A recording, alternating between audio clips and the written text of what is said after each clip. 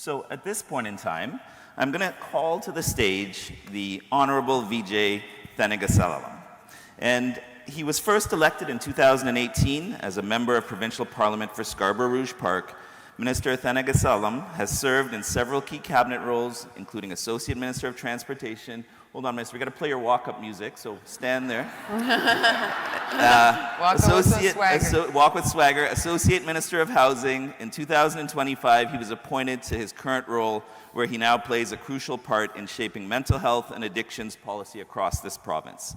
He is also the first Tamil Canadian to serve in Ontario's cabinet, a historic and meaningful milestone in our province's leadership.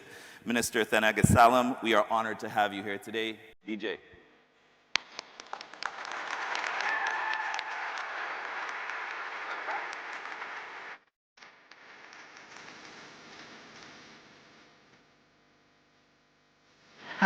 That's the song. Thank you, DJ. Thank you, Dr. Hans Clark, the President, and Dr. Tania Derana, the President-elect. Thank you for your leadership, and all the doctors, researchers, clinicians, and everyone who contributes towards the pain management, evidence-based research. Thank you for the great work. My name is Vijay Thanigasalam. I'm the new Associate Minister of Mental Health and Addictions. It is my honor to stand here to have this quick word with you while I have my predecessor, the Minister, Dr.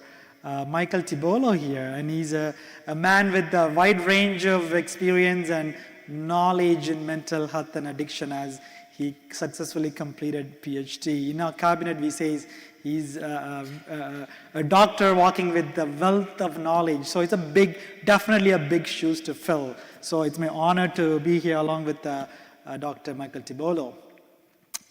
When I first got this appointment, one of the first projects that I embraced is heart hubs here in Ontario.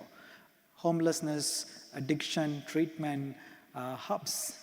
What this does is it transforms drug injection sites into a more compassionate, comprehensive facility that offers net new mental health services, addiction, social services, and also expand the scope of this facility into supportive housing units, and also goes into employment training to make sure that we give the hand up to manage and to recover, to break the cycle of addiction and bring them rejoin with the family, rejoin with the society, and make them employable. That's a first project.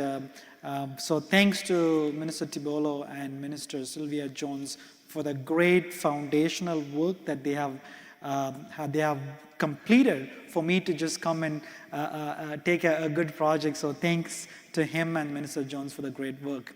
And right now there are 28 heart hubs are planned to come across the province, and 9 has kick-started here in Ontario, and our government has invested $550 million to make sure these are net new services, because we believe recovery is real, and we also believe the addiction should not be the dead end, and we should focus on the recovery. So it's a path towards rebuilding their lives, reclaiming their lives.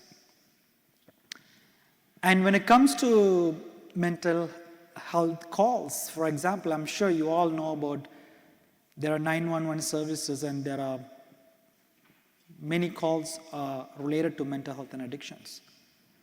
And Minister Tibolo has worked on a unit, mobile crisis response unit. What that means is we train law enforcement officers in a mental health and addiction, but also culturally sensitive way. So they first offer, when the 911 call comes and they first offer the health-based, health-first care before justice-based, justice-focused service. So that is also unleashed, and to make sure that mental health aspect is there even through all the dispatchments go through the 911. That's also a focus on our government. As a young boy growing up in Scarborough, I know what underserved area when it comes to mental health and addictions. And one of the most successful data-driven metrics measured project Minister Tibolo and Minister Jones has worked on is youth wellness hubs. We have established 10 and now expanding to 32 in total. What that is, one-stop shop for young folks age 12 to 25 to walk into a stigma-free environment with lots of mentors, coaches, even they can play basketball, but also they offer, as I said, stigma-free mental health, addiction, employment trainings for youth in the community settings. Each community, each neighborhoods have unique needs. So these youth mental health, the youth wellness hubs are like a welcoming first step for them to even have a dialogue with someone, a peer, an older peer. It's almost led by youth, for the youth, catered to the local communities. Last but not least, overall, if you look at Ontario and the overall mental health and addictions, again, thanks to this doctor sitting in front of us for the roadmap to wellness. It's a historic investment never heard in the history of this province, $3.8 billion for overall roadmap to wellness. I'm sure he will talk more, he will talk about the other side, very like clinical side and exactly what are the nuances that we're working on. But I just want to finish off with one of the subject that both doctors mentioned. When we took office in 2018, we found out we need more physicians, more nurse practitioners, more healthcare professionals coming from our communities, like Scarborough, Brampton, Sudbury, everywhere.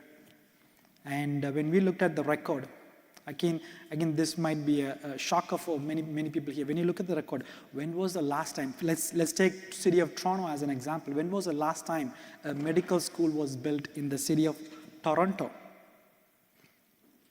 Any guess? I thought somewhere in 1940s, 50s. It was in 1843, right here in Toronto's UFT St. George campus, 1843. Since then, the population just in this city, not just quadrupled, more than 10 times. And that's why we are building a first ever medical school in Scarborough. It's almost completed. Next year, new generation of doctors, they're going to get the education. In Brampton, with partnership with TMU, there's a new medical school, and in Vaughan with York University. So thanks to Dr. Tibolo, Minister Jones. I want to say that our government recognized the collaborative approach work that Canadian Pain Society is undertaking, especially the evidence-based clinical researchers. The policy ideas and the things that coming out of this conference, emerging out of this conference is important for us. I'm looking forward to get a brief summary of everything that's coming out so I can take it back to the policy table. Once again, thank you so much for having me, and thank you for that song as well. Thank you very much. Thank you.